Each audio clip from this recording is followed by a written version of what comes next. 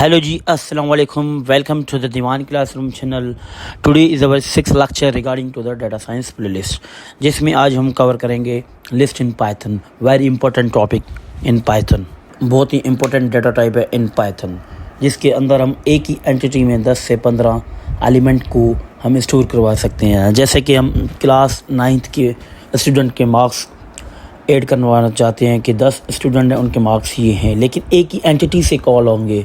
ये सारी चीज़ें हम देखेंगे, हम प्रैक्टिकली अभी कोड के अंदर ज़्यादा समझ में आएगी।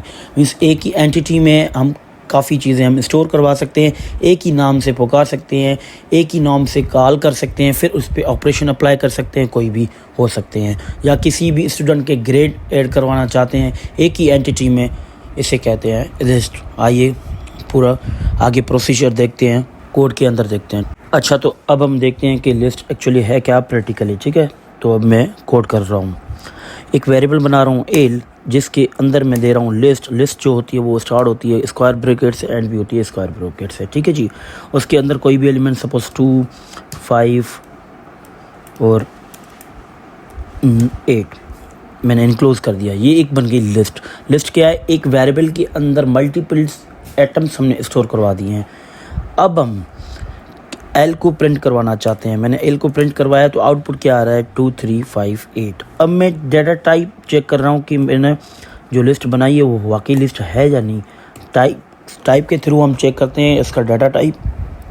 तो हमने प्रिंट करवाया, अब देखें आप लिस्ट आपके सामने होती है। ये होती है लिस्ट, जिसमें हम मल्टीपल एलिमेंट्स को स्टोर करवा सकते हैं। और आपके पास ये भी शो हो रहा है कि टाइप क्या है? लिस्ट है। ठीक है जी, अब इसके अंदर हम ऑपरेशन अप्लाई कर सकते हैं।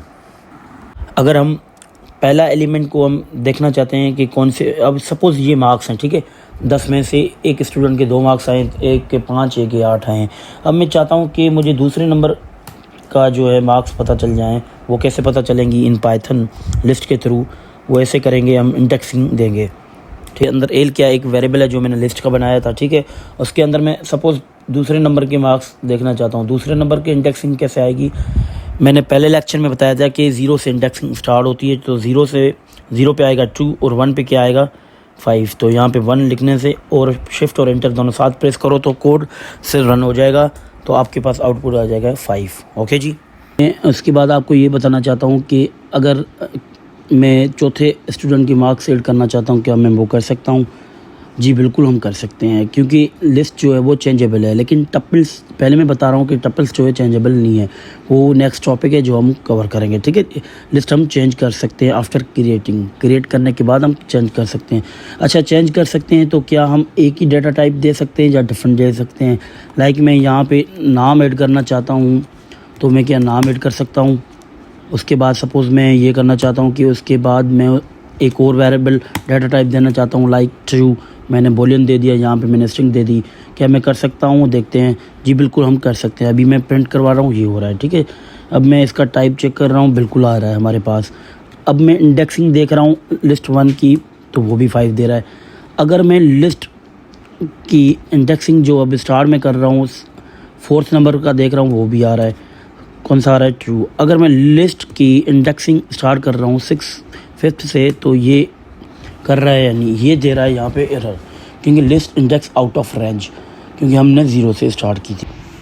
अच्छा, तो अब हम देखने जा रहे हैं कि इफ़ एल्स की कंडीशन के थ्रू हम चेक करेंगे कि हमारी लिस्ट में एक चीज़ है तो प्रिंट ये करवा दो, अगर नहीं है तो ये नहीं करवाना। ठीक है जी, ये इफ़ एल्स कंडीशन है जो पाइथन में काम करती है, हर प्रोग्रामिंग लैंग्वेज में होती है, जिसके थ्रू हम डिसीजन लेते हैं। ठीक है जी, तो ये कोड है कि अगर 8 वैल्यू अगर एल वेरिएबल के अंदर जो हमने लिस्ट ऊपर बनाई उसके अंदर है तो प्रिंट येस करवा दो, अदरवाइज़ प्रिंट नो करवा दो। तो शिफ्ट एंटर करने से क्या होगा? आउटपुट आ जाएगा येस। अभी देखते हैं कि ऊपर हमारे पास 8 बिल्कुल प्रेजेंट है, किसके अंदर? एल वेरिएबल के अंदर। ठीक है जी, सपोज़ यहाँ पे मैं 5 कर लेता हूँ। ठीक है, अगर 2 कर लेता हूँ, 2 भी है 5 भी है, तो येस आएगा। अगर मैं 0 करवा लेता हूँ तो प्रिंट क्या होगा? नो, क्योंकि 0 इसके अंदर प्रेजेंट नहीं है। अच्छा जी, अब हमने सारा काम कर लिया। ठीक है जी, बेसिक डिस्क्रिप्शन सारी हमने कर ली है लिस्ट की।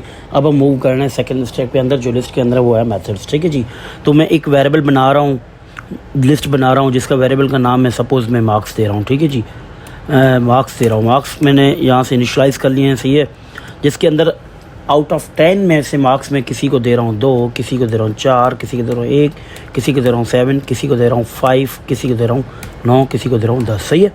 ये मार्क्स हो गए। अब मैं इनको प्रिंट करवाना चाहता हूँ, सिंपल प्रिंट्स हो जाएंगे, ठीक है, ये पूरा रिज़ल्ट आ जाएगा।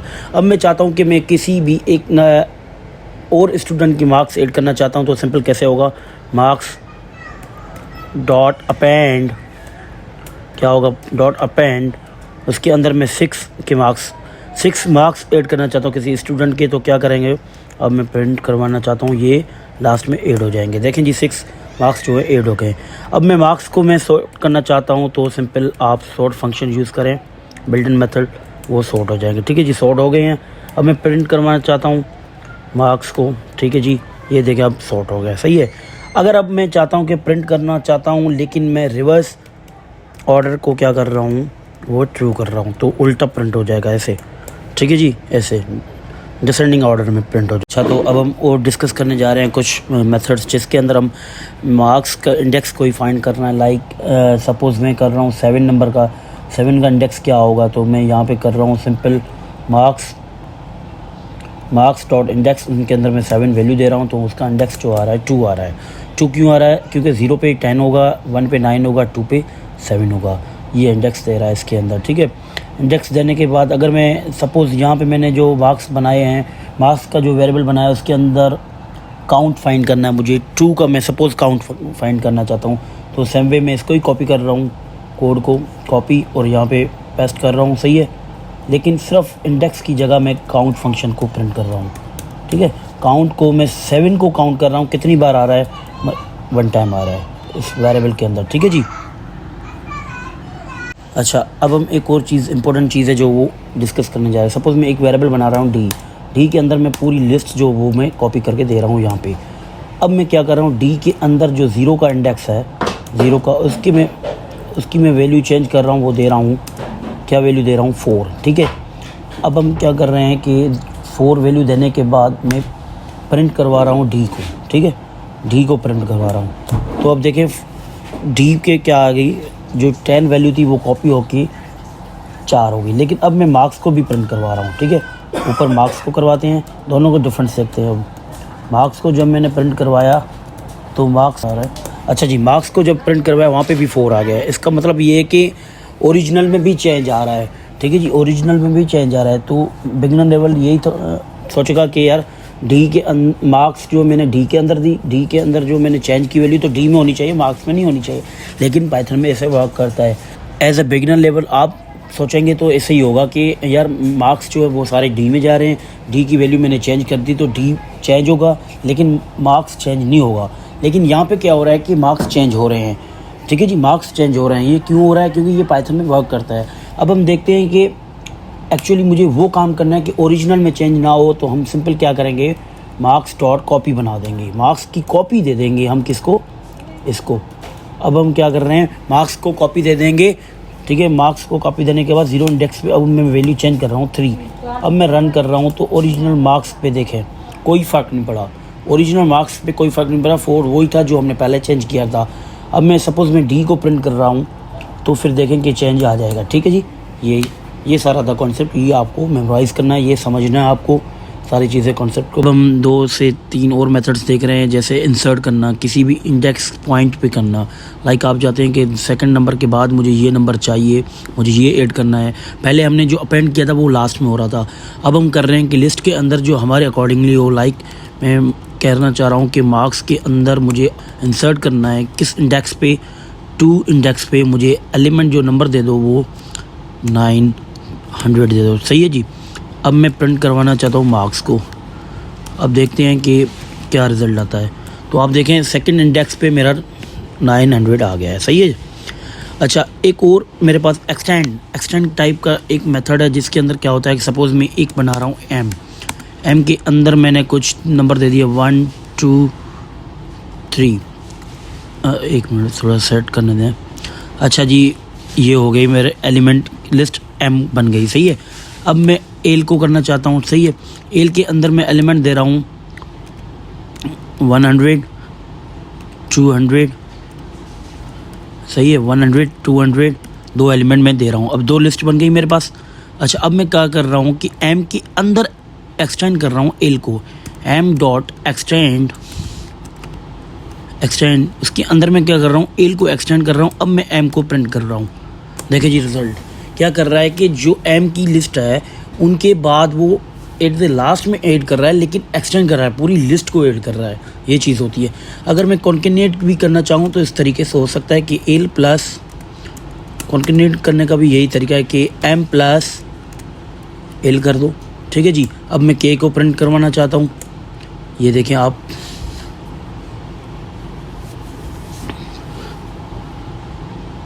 अच्छा जी, अब आप देखें कि मैं कॉन्केनेट भी ऐसे कर सकता हूँ कि K is equal to M plus L. कैसे? के एम के अंदर क्या आ गया, एक्सटेंड करने के बाद ये पूरा रिजल्ट आ गया। इस रिज़ल्ट के साथ अपेंड कर रहा है किसको, एल को, तो ये रिज़ल्ट आ गया। 2 टाइम क्यों आया? क्योंकि फर्स्ट टाइम ये यहाँ पे ऐड हो गया, दूसरे टाइम ये। आई होप कि आपको सारी चीज़ें क्लियर होंगी। लिस्ट के अंदर जो मैंने डिस्कस की हैं सारी चीज़ें, फर्दर आप लर्न करना चाहते हैं, आप वेबसाइट गूगल पे देखें, गूगल करें, आप ज़्यादा से ज़्यादा एक्सरसाइज को सोल्व करें। इंशाल्लाह आप एक दिन मास्टर बन जाएंगे। बिल्कुल प्रैक्टिस करने से ही सारी चीज़ें आती हैं। ये मैंने आपको डिस्कस किया है। ठीक है जी, थैंक यू वेरी मच। और आप मेरी प्लेलिस्ट को सेव कर लीजिएगा। इंशाल्लाह मैं रेगुलरली वीडियोस को अपलोड करता रहूँगा। 2 दिन मैंने अपलोड नहीं की बिकॉज ऑफ सम रीज़न। ठीक है जी, बाकी इंशाल्लाह मैं नेक्स्ट टाइम कंसिस्टेंटली मैं रेगुलरली आपको वीडियोस अपलोड करता रहूँगा। थैंक यू, अल्लाह हाफिज़।